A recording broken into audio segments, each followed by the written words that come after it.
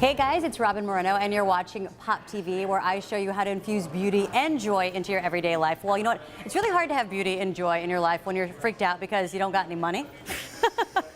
So to help us with that and a lot more,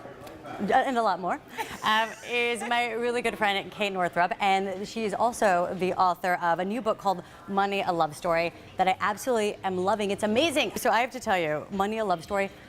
What do you mean by the title? What love story are we going through? It's really a love story with your money, literally, because any relationship that we want to enhance, we have to infuse with love and with our caring and attention. So if you want a better relationship with your husband, with your best friend, with your kid, you got to pay attention to them, you got to be with them, and you have to love them. And then it's really also a love story with yourself, because money is just a stand-in for what we value, and the more we want to have a better relationship with our money, the more we have to value ourselves so that we can give that value in the world and then receive it back.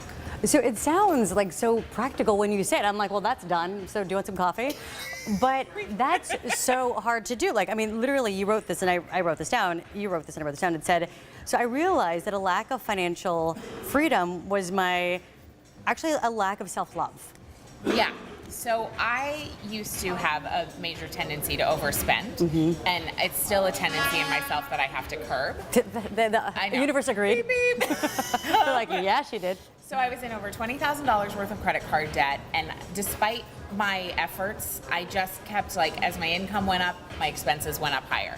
Income went up, expenses went up higher, and I wasn't paying attention, and I was putting my credit card bills in the drawer and not opening them. And then I realized one day that I was approaching my financial life from a place of deprivation and avoidance and fear, and that if I could approach it from a place of love and caring for myself, like using financial awareness as an act of self-love, that maybe I could turn things around. And it turned out that that was the case. So where would you get such an epiphany? Where would that even come from? I just was in an airplane one day journaling, and then it just came to me. I mean, I wish I had a better story, but that's what happened. Sometimes that happens. I was writing and kind of diving into stuff, and I'm such a big believer in self-inquiry and spending that time with yourself, asking the big questions. And my big question was, why can't I get it together financially? Yeah. And that's what came to me, that it was I needed to put my attention on my financial life as an act of self-love and as an act of self-care, as opposed to from a place of beating myself up, from a place of deprivation, from a place of finding myself wrong, which I find a lot of the personal finance industry is a lot of finger wagging and you've been bad and you're wrong and you need to get it together, and that just felt icky to me, which is why I never got it together until I did it from a place of love. That makes sense. So one thing when we talk about coming from this place of love that you say that I thought was instrumental, and you basically said, okay, so instead of saying, the language even, right? I can't afford this. Right. You know, I can't afford to do this, I can't afford to do this. You're like, why don't you say or reframe that and say, actually, I'm choosing not to buy that. That's really so much more powerful. Exactly, and it is a lot the language we use around our money, the thoughts that we think, the behaviors that we have. I mean, another one is, instead of sitting down to pay your bills, which so many people are like, oh, I gotta pay my bills. And it's you know what? You're gonna have to pay those every month for the rest of your life. So why not make it fun? Why not make it pleasurable? It's not a surprise this month that the mortgage bill came. That's happening next month too. I like to call them invoices for blessings already received. Okay. And then it really becomes this whole experience of when you're writing your checks or doing your online banking, giving gratitude for the blessings in your life, and as opposed to resenting the utility company. Okay. Well, what about your taxes? Is that okay? Those can be blessings. Yeah, and you know what? I actually like to spend time when I'm writing my tax checks, set the intention that my money is going to go towards the projects that I really believe in the government.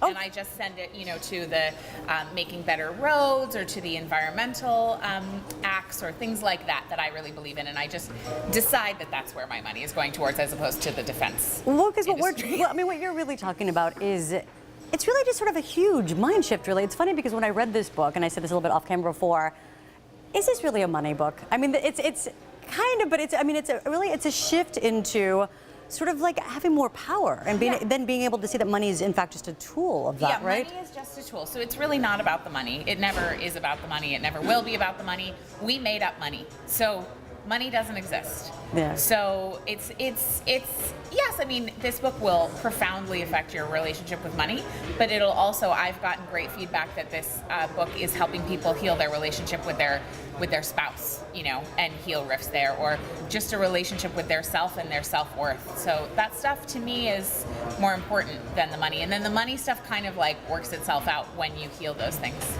Well, you talk a lot about in the book about under-earning, which I think is so huge. Like that touched a huge chord with me, and I feel like so many women. What is it about women? I mean, I don't want to use just blanket statement, but why does it come up again that I have a problem, I'll just say myself, with under-earning? I mean, what is it in women that would sort of accept less? It's because we've not been taught to value ourselves and our contribution. Still, I mean, you know, our grandmothers fought, right, for the right to vote, and our mothers fought for job income equality in the workplace, which I think in the grand scheme of things, like in terms of geological time, we're doing great, because women couldn't even vote in 1929. Yeah. It hasn't even been 100 years. But still, there is kind of like a cultural encoding and a legacy that we have of women not being valued for anything other than sex and making babies. And so it's new still. Like we're only into maybe generation 2, possibly 3, where women were valued for more than that. And so it's up to us to say, you know what, my voice is valuable, my writing's valuable, my contribution, my work, whatever it is. And then we have to ask for that, because nobody is going to value you more than you value yourself, which is why women under-earn, because they accept less. One thing I was thinking too, because a lot of people that might be watching this video, you know, we're kind of in, they might not be in traditional roles. Yes. So it might not just be like, say, like a doctor or a lawyer. It might be someone that's a masseuse, or it might be someone that's a writer or some sort of coach. And I feel like a lot of times in these skills, you think, but that's just what I do. Like, I don't know how to charge for that. Like, people come to me for advice, but, you know, I should be giving that away. Or, I mean, how are you able to monetize skills that aren't sort of traditional? Yeah, well, I think that that's such a great opportunity. You have to start thinking about it from a perspective of, I am giving value, therefore I need to receive value in exchange. Because if you're not receiving in exchange for the value you're providing, you can't keep the shop going. Like, and if that shop is you and your well-being, because your good advice, you know, and your ability to show up here on camera and be energized and then go home and be a good mom and all the stuff that you do is dependent upon your ability to have self-care. And self-care is somewhat dependent upon your financial nourishment. And so if you're not in the flow receiving for what you're giving out there, your well will run dry, and then everybody else will be up a creek without a paddle. Because you need to show up for your people, and therefore you need to be fed financially. I like that. Does Okay. that make sense? No, it totally makes sense. So I'm just trying to get like, just to even go a little bit deeper. Yeah. So what would be some tips that you can tell someone to say, like, how do I exercise that muscle of, I'm going to start charging for this thing? That say my friend keeps calling me for advice every week. I'm life coaching her on the phone. Right. How would I have this conversation where now I'm like, I need $50, dude? Yeah, so I wouldn't do it with the friend that you've been doing it with for free, just because that's going to be super awkward. But what I would do is say, hey, you know what, this is really fun for me, and I found out this is a skill set I have. I'm actually going to start a business for it. So would you be willing to either set up a small salon for me, and, you know, I'll have a salon with some of your girlfriends, and we can talk about some of their stuff, or would you be willing to make an email intro to, you know, 5 of your girlfriends who might also enjoy this, and I'm going to hang up my shingle and be a coach, and, you know, I'd so appreciate that. And I think that a really good friend will be so on board with being like, yeah, this your advice has been awesome. I'm going to help you and support. And again, that's asking, you know, and making the ask is uncomfortable every time. It's vulnerable. You know, marketing my book has been like, I got such an asking hangover, you know? Or he's like, I can't, oh my, there's Kate asking again. Right? And it was just like, oh, if I have to ask one more person for help. But you know what? I'm so grateful to and so honored to help people when they ask me, because again, it keeps it in that flow. And like, what are we doing here on earth if we're not helping out other people? And like, the biggest kick is to help somebody else out. I always find that people actually want to help. They want to help. As long as you make it easy for them and be specific. So when you're making your ask, don't just say to your friend like, hey, can you help me launch my business? No, you know, like I got stuff to do. But if you're like, if you would you mind sending an email intro to 5 girlfriends, and by the way, here's a short blurb that you can copy and paste. So easy to help you. No, that's so make it easy for people. A Money for Me account? Yeah. So what is it? I really love this concept. So the Money for Me account is something that a financial advisor taught me about, because I was really having trouble getting oriented around spending less money. I just really wanted to keep spending the amount I wanted to spend, because I was like, I should just, you know, it was so bratty. Like, I should just be able to have the life I want to spend, and like, I'll just do it.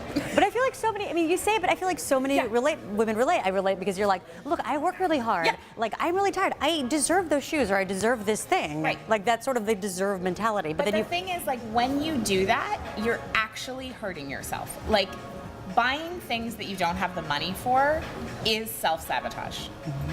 Like, it just is. It keeps you smaller. And so what I did is I created this Money for Me account, and every time I negotiated a lower rate on like a credit card, or I asked for a fee to be removed, or I went shopping and decided not to buy something, I would take that money and put it in the Money for Me account. So every time I didn't spend money, I was paying myself. And that was a huge shift from a place of not spending, which felt like deprivation, to not spending, which felt like paying myself. And that felt so much more abundant to keep the money for me and then put it towards paying off my credit card debt, or put it towards investing, or whatever other thing I might want to use it for.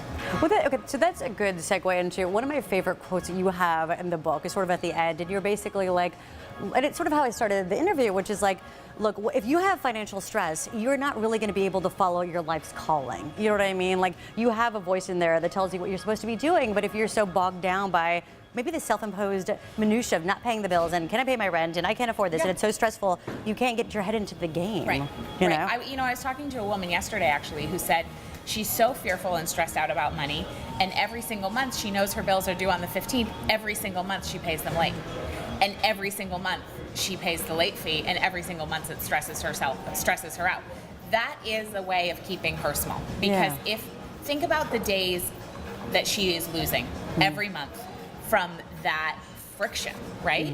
And if you get rid of that friction, then you have all this extra time. Like, I'll even say this afternoon, I have no plans for a couple of hours, and it's revolutionary. I'm not stressed out about anything, like, and I can sit down and see what comes in terms of creative energy, in terms of new ideas, and it is really like overbooking ourselves. Same thing. It closes off the flow of creative energy, and we have to give ourselves that space and time, and that can't happen if there's a constant, even low grade financial stress of like, oh my God, I'm paying that thing late, or did I check the American Express, or am I going to be able to pay the rent this month? It squashes it.